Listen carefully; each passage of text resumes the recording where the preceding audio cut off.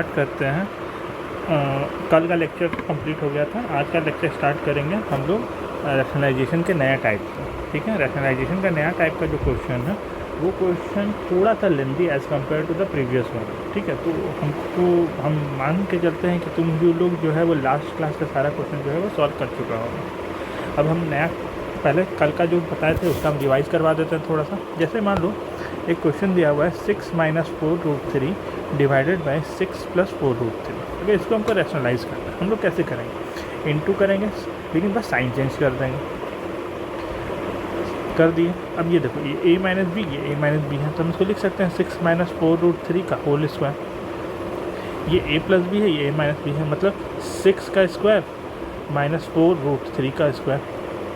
ठीक है, अब a - b का होल स्क्वायर क्या होता है? a² + b² - 2ab। 6 का स्क्वायर मतलब 6 का स्क्वायर प्लस 4√3 का होल स्क्वायर और -2 × 6 × 4√3 डिवाइड बाय 6 का स्क्वायर कितना होता है? 36 -4 का स्क्वायर मतलब 16 × 3 48 हो गया। यहाँ तक कोई दिक्कत है? नहीं। अब हम लोग आगे चलते हैं। 6 का स्क्वायर कितना होता है? 36, 4 × 16, 16 3 48, 48 - 48√3 बाई -12 हो गया। अब इसको हम लोग ऐड करते हैं 6 6 12 13 14, 84 - 48√3 बाई -12। अब नीचे माइनस तो होता नहीं, हम लोग क्या करेंगे? ऊपर माइनस कर देंगे। ऊपर माइनस करेंगे तो साइन सबका चेंज हो जाएगा। 48√3 + 84/12। अब देखो 12 का टेबल से ये कट जाएगा, 12 को जब 48 और 12 7 × 84, तो मेरा आंसर क्या आ जाएगा? 4√3 - 7 आ गया आंसर। अब नया कॉन्सेप्ट के बारे में बात करते हैं। देखो, इस बार हम लोग रैशनल नंबर का निकालेंगे जिसमें a और b का वैल्यू निकालना हमको आना चाहिए। कैसे निकालेंगे? देखो, सिंपल सा ये वाला क्वेश्चन है मेरा, ये मेरा क्वेश्चन है। अब इसको हम लोग सॉल्व करेंगे। ठीक है, देखो सिंपली जो ये टर्म दिया हुआ है ना, ये जो टर्म दिया हुआ है ना, इसको हम लोग रैशनलाइज़ करेंगे। कैसे रैशनलाइज़ करेंगे? देखो 3 + √2 है, 3 - √2 है, इसको ऊपर नीचे सेम नंबर से मल्टीप्लाई डिवाइड करेंगे, बस साइन चेंज कर देंगे। ये क्या हो जाएगा? 3 + √2 का होल स्क्वायर हो जाएगा, और ये क्या हो जाएगा? a² - √2 का होल स्क्वायर। अब a - b का होल स्क्वायर क्या हो जाएगा? 3 का स्क्वायर 9, √2 का स्क्वायर 4 + 2 × 3 × √2 बाई 3 का स्क्वायर 9, √2 का स्क्वायर 2, 9 4 9, सॉरी √2 है ना, तो ये 2 हो जाएगा। 9 और 2 11 + 6 √2 बाई 7। ये तुम्हारा क्या हो गया? रैशनलाइज करने के बाद टर्म आ गया। अब इसको हम लोग कंपेयर करेंगे इससे। कैसे कंपेयर करेंगे? देखो, इसको हम लोग लिख सकते हैं,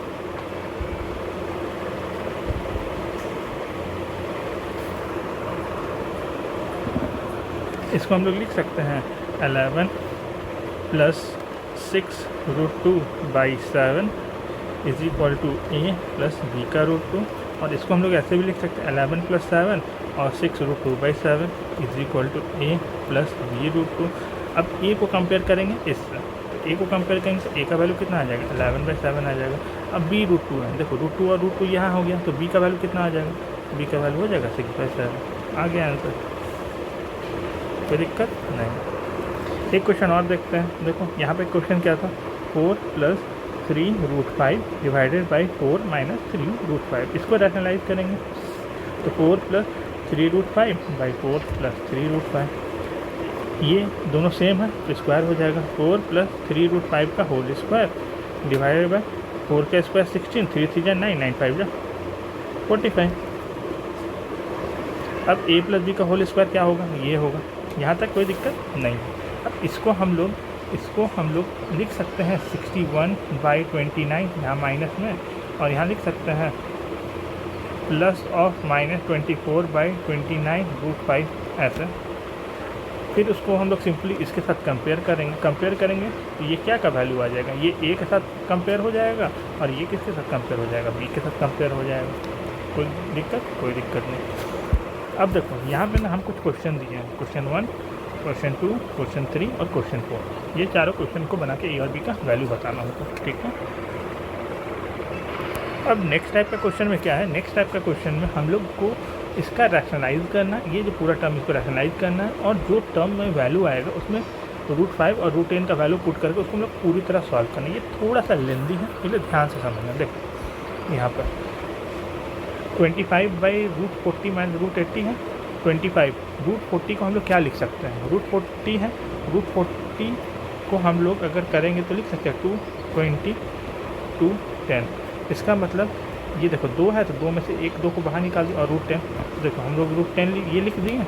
वैसे ही √80 है, √80 है, इसको हम लोग अगर टाइम फैक्टराइजेशन 240 220 210 25, इससे 2 ले लिए और इससे 2 ले लिए, तो कितना हो गया 2 2 4 4√5। देखो 4√5 आ गया।